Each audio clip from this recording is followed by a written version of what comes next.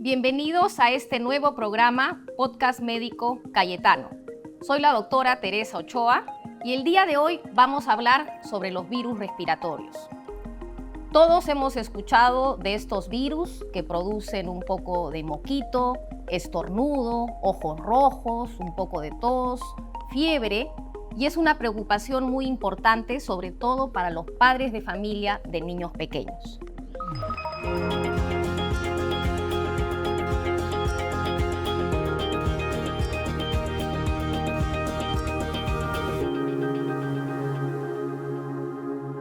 Enfermedades respiratorias. Enfermedad crónica. Influenza como COVID-19. 1.594 a nivel nacional. casos. Para conocer más de estos virus, tenemos como invitado el día de hoy al doctor Roger Hernández. Bienvenido, Roger. Muchas gracias por la invitación. Un gusto. El doctor Roger Hernández es médico, pediatra, infectólogo. Él además es médico asistente del Hospital Cayetano Heredia y profesor de la Universidad Peruana Cayetano Heredia.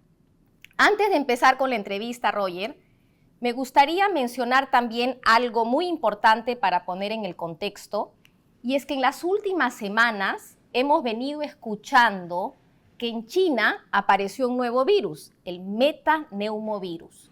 Y este nuevo virus empezó a crear un poquito de preocupación entre los padres de familia, en el público en general, por la posibilidad, obviamente, que tengamos una repercusión global de este virus. Así que vamos a hablar también de ese virus, pero quisiera empezar con unas preguntas muy generales sobre los virus respiratorios. ¿Qué son estos virus? ¿Cuántos tipos hay? Bueno, son decenas de virus respiratorios, pero los virus respiratorios más frecuentes, por todos conocidos, es el rinovirus, para influenza 1, 2, 3, 4, influenza A, influenza B, metaneumovirus, coronavirus, virus sincitial respiratorio, porque son los que más impacto tienen en la comunidad. La forma en cómo se puede medir a ellos es los virus más importantes desde el punto de vista que obligan hospitalización son influenza y virus sincitial respiratorio. No solo por su impacto per se como virus, sino porque gatillan la posibilidad de sobreinfecciones bacterianas como sobreinfección por neumococo y estafilococo que pueden desencadenar un cuadro de más gravedad. Entonces, antes de conocer un poco más sobre los síntomas, cuéntanos un poco sobre la epidemiología. ¿Qué tan frecuentes son estos virus en nuestro país? O no sé si tenemos datos de la región, del mundo. ¿Qué datos tenemos en el Perú? Si le queremos dar un contexto mayor, me gustaría señalar que como impacto de salud pública, más o menos ocurren 5 millones de fallecidos menores de 5 años por varias causas. Cerca del 50% son neonatos y de ahí, del mes hasta los 5 años, el otro 50%. De ellos, las infecciones respiratorias inferiores en neonatos explican un 4% y en niños mayores hasta un 10%. Entonces, las infecciones respiratorias causan el 14% de mortalidad más o menos globalmente. De estas infecciones respiratorias existen aproximadamente 1 millón de fallecidos, 300,000 son por neumococo, 100,000 son por virus sincicial respiratorio para niños. Y para adultos tenemos un grupo importante que causa mortalidad por influenza, pero digamos que para la población pediátrica, como factor de mortalidad, virus sincitial respiratorio, influenza y metaneumovirus en algunos casos muy particulares. Perfecto, entonces no solamente estos virus respiratorios son importantes por lo frecuente de las infecciones, sino porque también pueden estar asociados a mortalidad. Antes de hablar un poquito de los síntomas, me gustaría saber, tú mencionaste estos virus que producen infección respiratoria baja. Entonces, quizás como un concepto importante para nuestra audiencia, ¿cuál es esa diferenciación entre una infección respiratoria alta y una infección respiratoria baja? Cuando uno habla de infecciones respiratorias altas, básicamente nos referimos a resfrío común, a otitis, a faringitis y algunas traquitis. Cualquier infección que tome las partes inferiores del pulmón, bronquios, neumonía, estamos hablando de infecciones respiratorias bajas, que son las que tienen más impacto en cuanto a mortalidad. Perfecto, entonces ya sabemos que estos virus respiratorios no pueden dar infecciones respiratorias altas, que son frecuentes, que son menos severas, pero que sí representan una carga de enfermedad importante. ¿Nos podrías explicar, para los papás que nos escuchan, un poco cuál es la clínica y si esto va variando según la edad, ¿no? Porque siempre nosotros como pediatras nos referimos a los más chiquitos, pero sería importante resaltar si hay diferencias en la sintomatología dependiendo del grupo de edad. Claro. Primero, en general, todos los virus pueden tener un curso leve, incluso algunos serán sintomáticos, y cuando me refiero a leve, me refiero al niño con rinorrea, un poco de tos, un poco de malestar, que en general va a ser la gran mayoría de nuestros pacientes. Típicamente, el chiquito que tiene un poco de dolor de garganta, moquito, tos, y si por ahí tiene fiebre, la fiebre va a durar entre 24 a 48 horas. Ese es el típico cuadro viral, en la cual realmente no va a haber ninguna complicación. Pero estos virus también, dependiendo del virus y el grupo de edad, se pueden comportar en forma diferente. Por ejemplo, virus influenza te da un cuadro más marcado, fiebre mayor, la fiebre dura más tiempo, mucho malestar general. Un 30% de estos pacientes cursan con cuadros gastrointestinales en forma importante.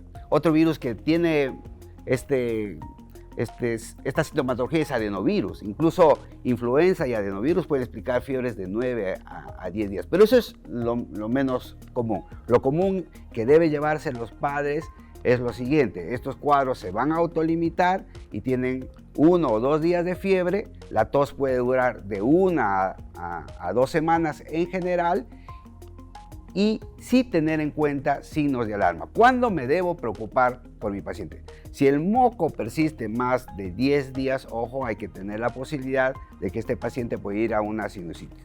Una vez que apareció la fiebre, no debe volver a aparecer. Si vuelve a aparecer la fiebre, yo tengo que decir, o se me complicó, tipo otitis, tipo neumonía, o se sobreinfectó. Pero ahí sí vale la pena ir a una siguiente atención.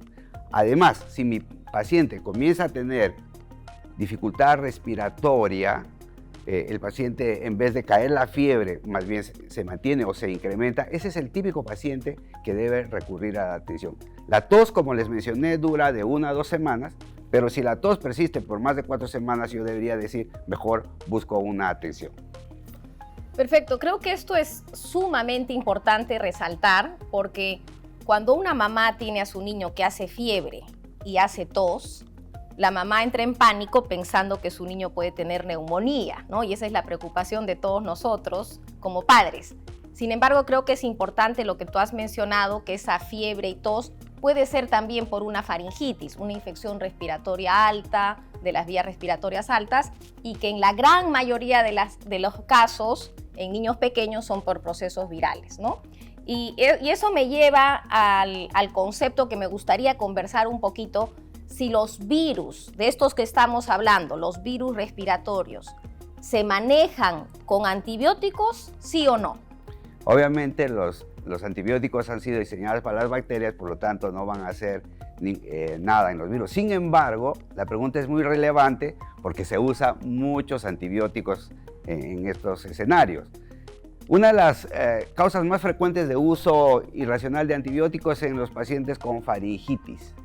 Entonces el papá va, el médico ve que tiene garganta roja y inmediatamente le está dando amoxicilina o acitromicina, etc. Pero la gran mayoría de cuadros, por ejemplo, de faringitis son virales. Obviamente uno tiene que tener la sospecha de cuándo no es viral. En general, si mi niño tiene moco, tos, diarreíta, conjuntivitis a ganador, eso es un virus. Ni siquiera debo irme al pediatra, eso le digo a mis pacientes, no vengan, no vengan. Pero si mi paciente cambia, efectivamente tiene fiebres altas, marcadas, tiene una faringe con pus, no tiene tos, ese podría ser bacteriano, hasta un 50% de veces. A ese niño se le saca del grupo y se le toma un test para ver si efectivamente tiene una infección bacteriana que realmente necesite antibiótico. Porque incluso en este escenario de ausencia de moco tos, sigue siendo virus la principal causa. Pero sí hay que estar atentos a lo siguiente. Hay cuadros como virus sincitial respiratorio en grupos menores de 6 meses que efectivamente comienzan con moquito, con tosecita, y uno podría decir, señora, no pasa nada, es un cuadro viral, sin mayor preocupación. Sin embargo, este grupo de chiquitos, efectivamente al tercer, cuarto día, que comenzó como moco-tos, comienzan a hacer dificultad respiratoria. Ese chiquito se escapa del grupo y por lo tanto debe acudir a una atención médica. Ahora que lo mencionas, esta infección que se da en el niño chiquito, que empieza con moquito, con tos, con fiebre, y que luego va a mucha dificultad respiratoria, y a eso nos estamos refiriendo, que empieza a respirar rápido, como que le falta aire, como que se le hunden las costillas, ¿no? Muchas veces estos niños terminan hospitalizados y escuchamos del médico el término bronquiolitis. Así es. ¿Podrías un poco explicarnos qué es la bronquiolitis y Claro. en qué contexto se da? Principalmente la bronquiolitis, como su nombre le indica, itis significa inflamación.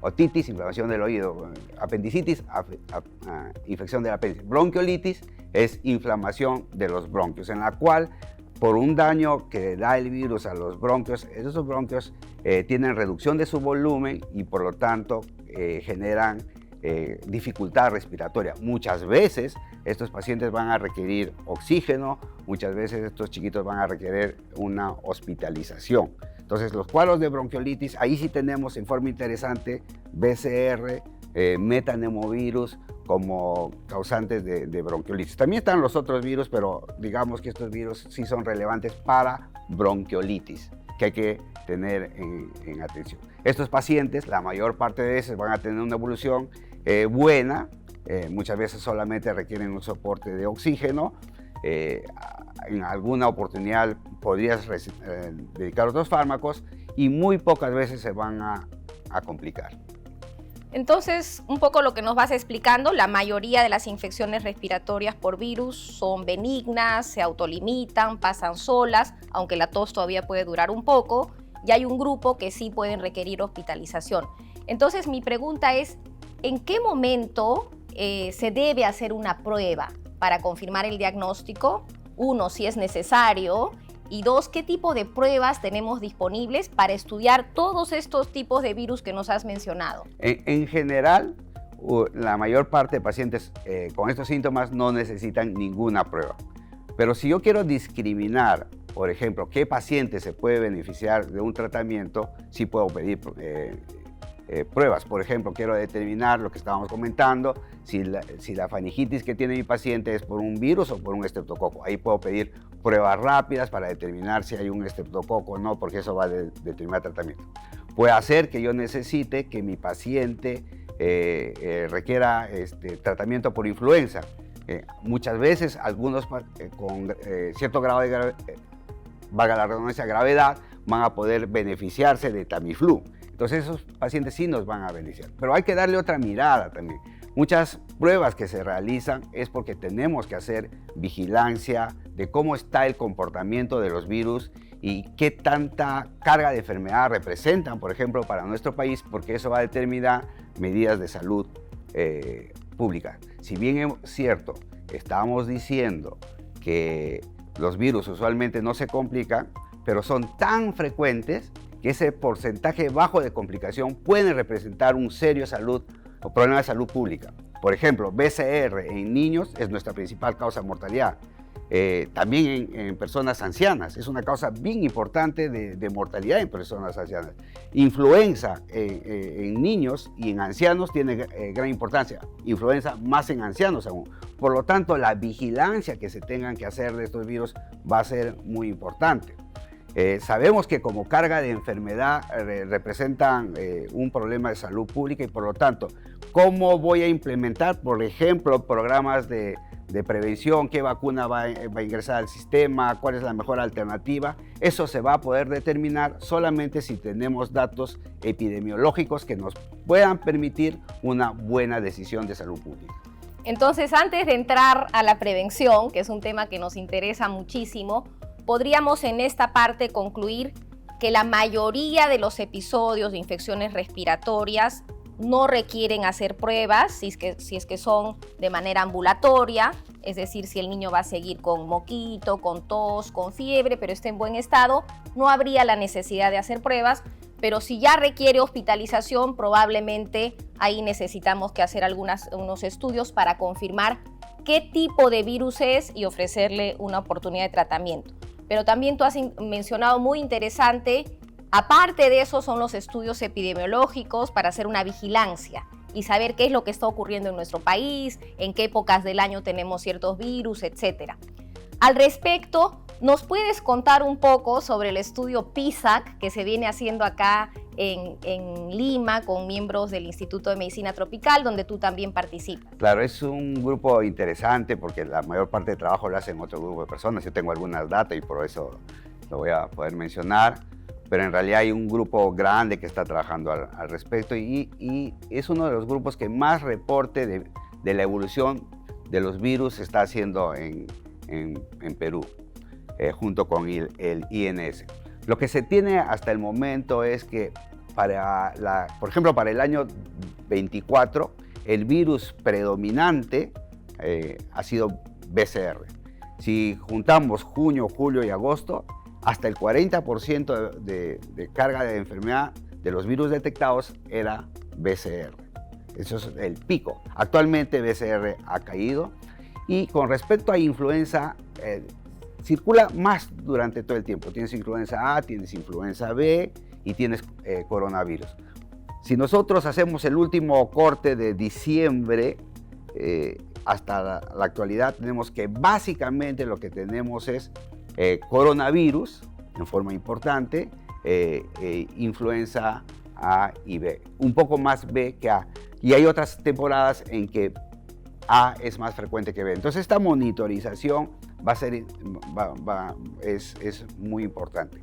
En forma interesante, cuando uno ve la mortalidad en ancianos mayores de 60 años, tenemos que está teniendo mucho impacto todavía estos cuadros virales en adultos. Es una cosa que tenemos que tener en consideración. BCR, influenza, son desencadenantes importantes de mortalidad en adultos. Y muchos de estos virus están subestimados porque BCR, influenza, desencadenan, por ejemplo, ataques cardíacos, desencadenan accidentes cerebrovasculares que en la estadística no figuran como causantes de influenza. O, lo que estábamos comentando, post una influenza tú tienes sobreinfecciones bacterianas. De ahí la necesidad de hacer esta vigilancia y reforzar el hecho de que nos debemos vacunar. Perfecto. Antes de pasar al tema de vacunas, que es fundamental, sí me gustaría un poquito revisar el nombre de todos estos virus, ¿no? Nos has hablado del BCR, que para nuestro público es el virus sincicial respiratorio, que es muy importante en el lactante pequeño y en el adulto mayor. Nos has hablado de influenza, que todos conocemos de influenza y hemos hecho un programa especial de influenza y el cual es muy importante porque tenemos vacuna. Y después hay otros virus, ¿no? Quizás el más frecuente del resfrío común, el rinovirus. Pero me gustaría de todas maneras que hablemos un poquito sobre el metaneumovirus, ¿no? Al inicio del programa mencioné que estaba en las noticias el tema de que había aparecido un nuevo virus llamado metaneumovirus. ¿Qué sabemos del metaneumovirus? ¿Lo tenemos en el Perú? ¿Desde cuándo lo tenemos? ¿Qué clínica da? El metaneumovirus es un virus que se le asoció como causante de enfermedad en el 2001, más o menos, con estudios en los Países Bajos. Sin embargo, en forma interesante, cuando se revisó sueros de pacientes que teníamos guardados desde el año 50, se vio que a partir del 56 el virus ya estaba circulando y causando enfermedad. Entonces fue muy interesante. Eso hace referencia de la gran utilidad de vigilancia y la gran posibilidad de tener guardado sueros para poderles hacer exámenes como PCR, anticuerpos que nos permitan determinar. Y más o menos se sabe que este virus apareció de la influenza aviar hace 100 años. Entonces, el reporte que hubo en realidad en China es que había un aumento de casos de metaneumovirus, pero si uno hace la averiguación, la OMS dice, es exactamente lo esperado a los otros años. Ni siquiera ha aumentado la incidencia, sino que como estamos alertas, un nuevo virus en China, entonces todo el mundo con justa razón está preocupado, pero en realidad es un virus que ya lo tenemos de hace tiempos. En general causa cuadros leves, como moco, tos. Interesantemente hay un trabajo en Cajamarca.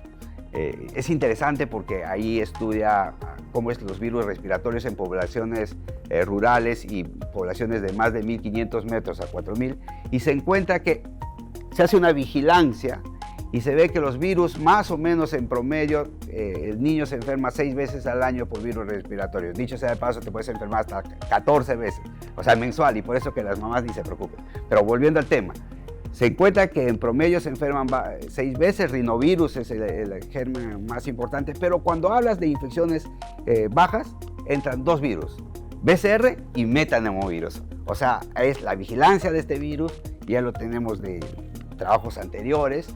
Actualmente en la vigilancia que nos reporta el INS hay metanemovirus, pero repito, el principal germen es de lejos coronavirus, influenza A, influenza B y muy abajo metanemovirus.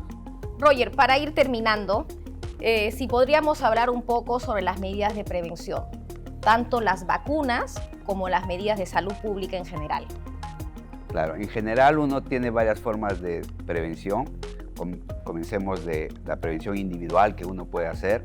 Si yo estoy con cuadro respiratorio, tengo que saber que me puedo proteger a través de máscaras.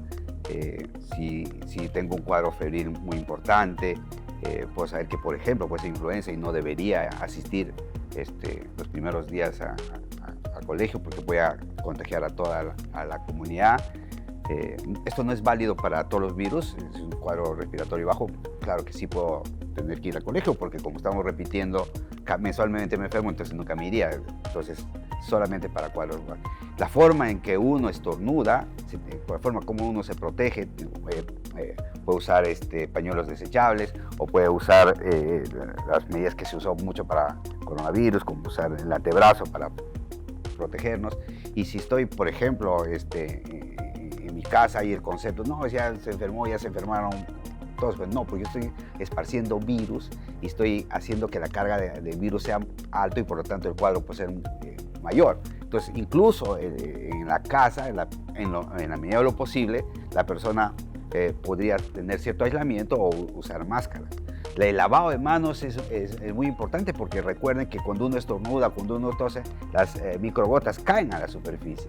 Yo no podría estar cerca al paciente, pero alguien inadvertidamente coge la zona donde está el virus y se va a contagiar porque se toca los ojos, porque se toca la nariz. Esas son medidas que se tienen que hacer siempre: lavado de manos, uso de máscaras y ver situaciones en las cuales yo podría no asistir a grupos conglomerados grandes. Desde el punto de vista de salud pública, las vacunas van a ser muy importantes, lo hemos estado comentando desde un inicio.